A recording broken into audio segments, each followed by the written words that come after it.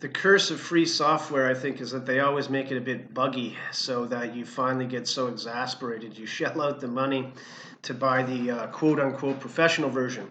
So I'm not going to miss this wonky webcam, but it just froze on me. In any case, the point I was making was that we have to accept, if we accept the absurdity of life, the absurdity of creation as well. Right?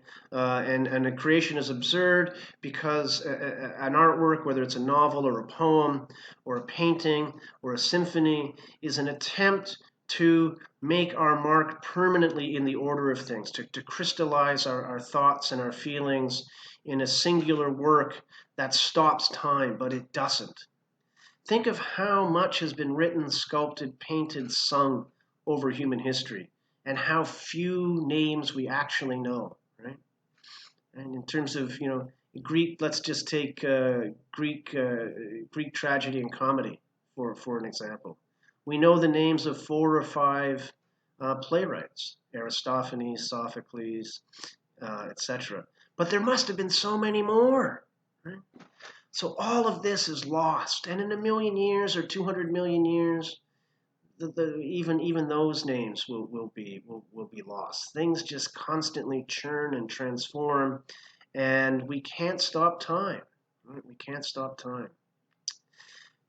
If we choose life, we have to therefore choose our own disappearance. Right? We say, in effect, it's okay. Right? We're going to give colors to the void through our creations, and that's good enough. Why should eternity be required for life to be good? Life is good depending on what we experience, what we see, what we invent, what we create, how we interact with others, and then it's over. And if we don't expect eternity, right, then we don't need it.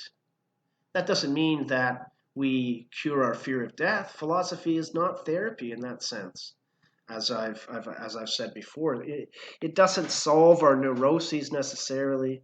It doesn't overcome our fears, those raw instinctual fears. But what it does do is orient us to possibilities in such a way that we can seize them without being debilitated by the fears, right? But also without the need for foundations beyond our own experience and commitments. As I said, this can be a very alienating philosophy, right? One can choose, as the stranger chooses in Camus' book, to simply turn one's back on life. One can also choose suicide. People can't continue to live when they find life meaningless, right? That's a fundamental cause of suicide. But Camus is saying, hold on a second, before you make that ultimate choice, see if you can't commit yourself to living without the foundations, right? If you give up on the need for the foundations, you might find it liberating, in which case you can go on, you can create, you can commit to things, and you just know that they're not going to last. But they don't have to, right? They don't have to. The pyramids are amazing. They've been around for 5,000 years. Maybe in 50,000 they won't be. Doesn't make them any more or less amazing now. So let's not worry about the distant future. Commit yourself to living now. And that is how Camus concludes the book. He concludes by imagining Sisyphus happy. Sisyphus, of course, is the character in the Greek myth. He was punished by Zeus for tricking the god of Hades, for letting it out. Sisyphus had died, but he was a trickster, very clever, and he escaped from Hades, so he seemed to cheat death. And Zeus, concluding that Sisyphus as a mortal was not entitled to cheat death, punished him. He said, oh, you want eternal life? Okay, here's eternal life. Every day you're going to push a giant rock up a hill, and every night it's going to roll back down, and that's your life. Endless, meaningless repetition, drudgery without end. And so Camus concludes by saying, I'm going to imagine Sisyphus happy, right? And Sisyphus is a metaphor for all of us. All of our lives are ultimately pointless, right? Just as pointless as pushing a boulder up a hill. Because no matter how great we are while we're alive, once we're dead, we'll be forgotten, right? People will shed some tears and then they'll move on. And we might lament that. We might, we might find it immoral or unbearably awful, but that's simply the truth. That's, life goes on, as the as the cliche says, and indeed it does. So while it's going on, enjoy it. Give colors to the void, and don't expect anything more. Once you drop the expectation of there being anything more than experience, activity, creation, commitment, passion, love, desire, you'll be able to live well on your own terms. And I don't know what more can be said. I'm just going to end with Camus' words. After all, he is the Nobel laureate in literature, and I'm not. So who better to give the last word to?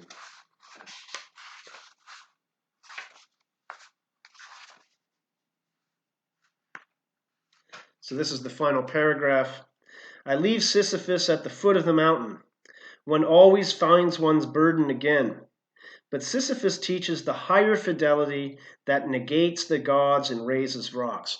Sisyphus's commitment to living, even though Zeus has condemned him to absurdity and meaninglessness, means that Sisyphus wins in the end. He's not undermined, he's not destroyed by the absurdity that Zeus condemns him to. He too concludes that all is well. The universe henceforth without a master seems to him neither sterile nor futile. Each atom of that stone, each mineral flake of that night-filled mountain, in itself forms a world. The struggle itself toward the height is enough to fill a man's heart. One must imagine Sisyphus happy. And so we have to imagine ourselves happy too, right? Not in some childish way, right? But in a grown-up way that accepts the burdens of living, that is able to push our boulder up the hill, to bear our cross, to use another metaphor, and yet remain engaged in the big, beautiful, terrifying, and awful universe that we live in. And that's what philosophy is about, learning to think deeply and honestly and truthfully about that world and to make our own decisions within it. It's not about books. It's not about old dead people and big ideas. It's about our own commitments to thinking things through and evaluating honestly. And if you take anything away from the class, I hope it is a deeper engagement with our world, right?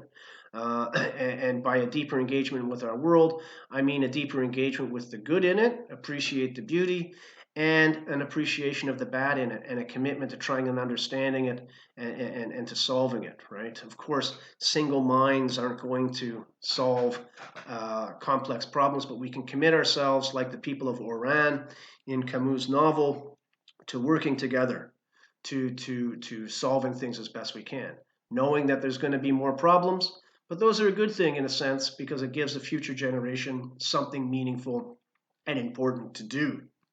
So with that, I draw my own thoughts about the readings to a conclusion. I will return one more time to talk briefly about, just to do a very brief review. Reviews can be dangerous because they seem to imply that all you need to know is the conclusions, not the working out of the ideas. When the very opposite is true, it's the working out of ideas that's more important than the conclusions. However, we are in unique circumstances, so I will provide a brief review connected explicitly to the essay question that I posted the other day, and so I will try and post that video sometime over the weekend. In the meantime, commit yourselves to living, and I look forward to seeing you in person sometime soon once we have been released from physical distancing or which is a polite way of saying a kind of self-imposed imprisonment, but the times are what they are.